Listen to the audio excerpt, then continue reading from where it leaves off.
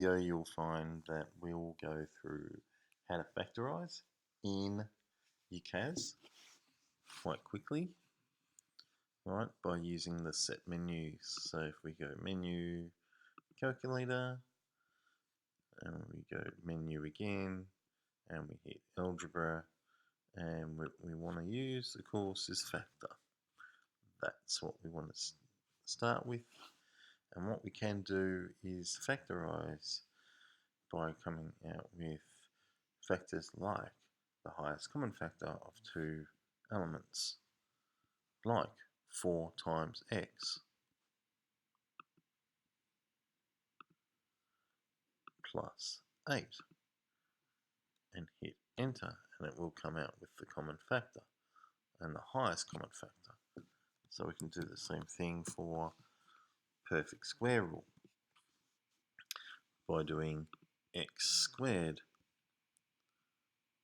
plus 6 times, and we always have to remember to put the times in, plus 9, and hit enter, and it comes out perfect square rule, or difference of two squares. So we do the same thing, x squared minus 9, and hit enter, does the same thing. And even if we have a question where it has 4 times x squared, so in other words,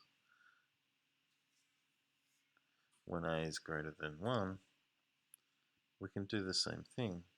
Well, it doesn't equal 1. It would be better because we could have a negative number there. Plus 6 times x plus 12,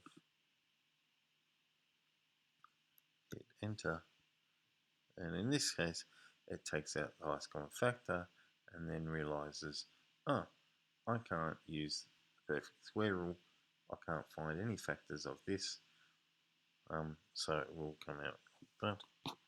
I can also use it to bring out x squared plus 5 times x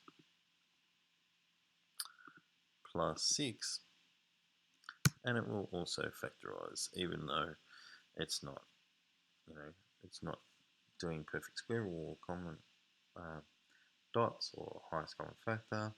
It will still factorise equations or where it can. If it wants or needs to do complete the square, though, we need to use menu, algebra, and go to complete the square. And here, that's where we can put in our equation, like x squared plus 6 times x minus 2. But if we're doing this, what we have to do is we have to put in comma x, because we want to tell the calculator that we want to complete the square for x. And hit enter, and it comes up with my completed square function. That's how we can use these commands in CAS. And it also helps when we try and graph. So what we'll do is I'll just quickly show you also how to graph. So we go to graphs, and it usually comes up like this, where it has function 1 of x, and that's just another way of writing y. And if I put in x squared, I can find x squared, and it will define it for me. Now also I can find the x-intercept as well. If I analyse the graph and type 0, and this little dotted line comes up, and it asks for a lower bound to the upper bound. And you can see there that it highlights the turning point, which is the only x-intercept.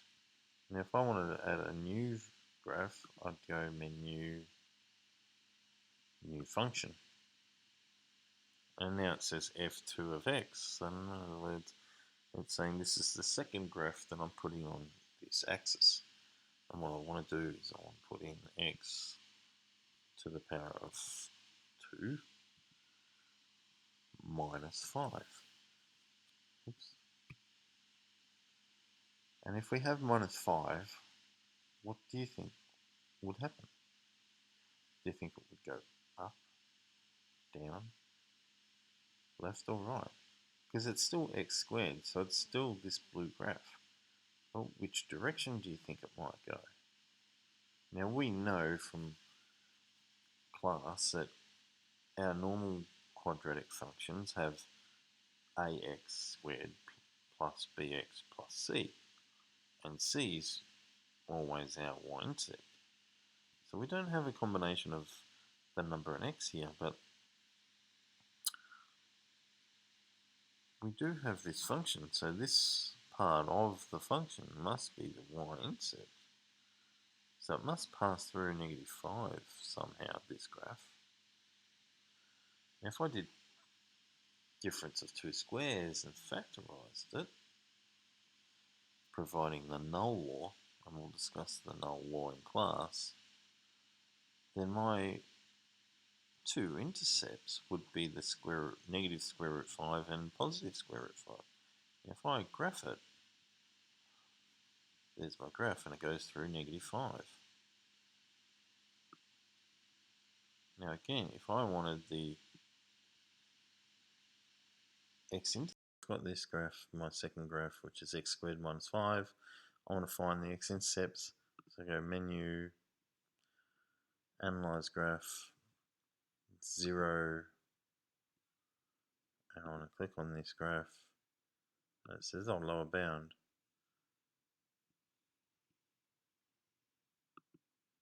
There's one of my x-intercepts.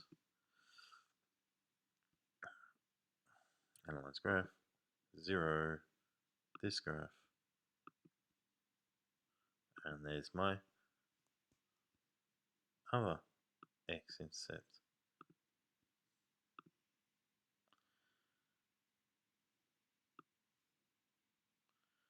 Now of course I can move these around, so you can see here they're exactly the same, which is actually negative square root 5 and positive square root 5. Now I can actually make the CAS, sorry, just having a bit of a problem, a bit fiddly sometimes it is, by grabbing it.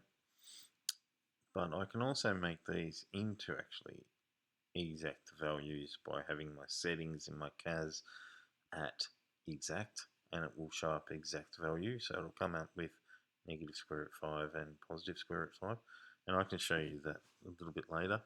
We can also do turning point. Now of course on this graph, this point here is known as the minimum point and turning point, so I can do menu, analyze graph, and say minimum, and again it'll ask me which graph, here, here, and there's my minimum value or my turning point. So hopefully I'll see you in class with all your CASs and I'll be able to show you this in person.